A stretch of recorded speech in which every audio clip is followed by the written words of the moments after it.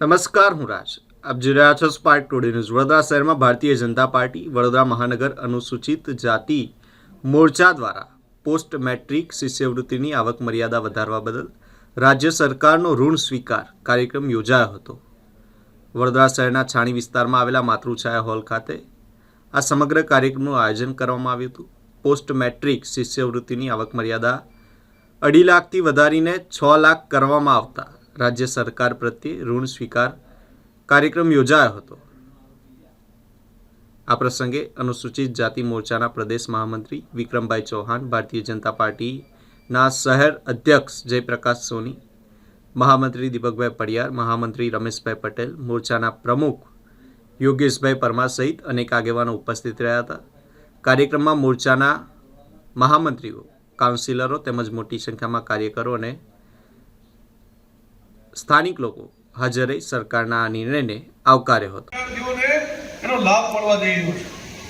અનુસૂચિત જાતિના વિદ્યાર્થીઓને વધુમાં વધુ લાભ મળે એવી આ મહત્વાકાંક્ષી યોજના એ ભારતીય જનતા પાર્ટી ગુજરાત સરકારે બનાવી છે. એટલા માટે આપણે સૌ અનુસૂચિત જાતિ મોરચાના કાર્યકર્તાઓ અને સૌ ભાઈઓ બહેનો એકત્રિત થયા છીએ કે આપણે ઋણ સ્વીકાર કરવાનો ઋણ સ્વીકાર કાર્યક્રમ આયોજિત કર્યો છે.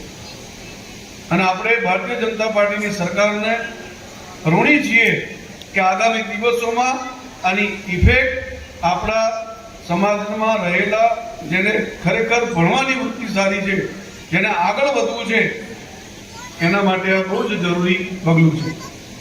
એક મહારાજા સયાજીરાવે ભીમરાવ આંબેડકર નામના વ્યક્તિને એક શિષ્યવૃત્તિ આપી અને આપણે સમજી શકીએ ક્યાં પહોંચી ગયા છીએ.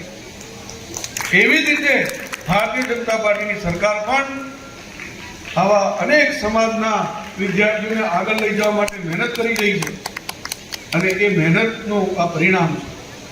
આપણે સૌએ આજે નિર્ણય થયો છે સમાજ માટે, સમાજના આવનારી પેઢી માટે આપણે સૌએ તાળીઓથી વધાવી લેવું જોઈએ. અને આ કાર્યક્રમના મંચ સુધી ભારતીય જનતા પાર્ટી ગુજરાત સરકાર માન્ય ભૂપેન્દ્રભાઈ પટેલ સાહેબ અને અમારા આદરણીય અધ્યક્ષ શ્રી જગદીશભાઈ વિશ્વકર્મા સાહેબનો અમે ખૂબ ખૂબ આભાર માનીએ છીએ કે આપણે આ સમાજના છેવાડાના માનવી સુધી આ કલ્યાણકારી યોજનાઓ બનાવી અને પહોંચાડવાનું કામ કરી રહ્યા છે. ભારતીય જનતા પાર્ટીના કાર્યકર્તાઓ પણ અથાગ મહેનત કરીને આજે આપણે જોઈએ કે મોટી સંખ્યામાં કાર્યકર્તાઓ અને ભાઈઓ બહેનો ઉપસ્થિત છે.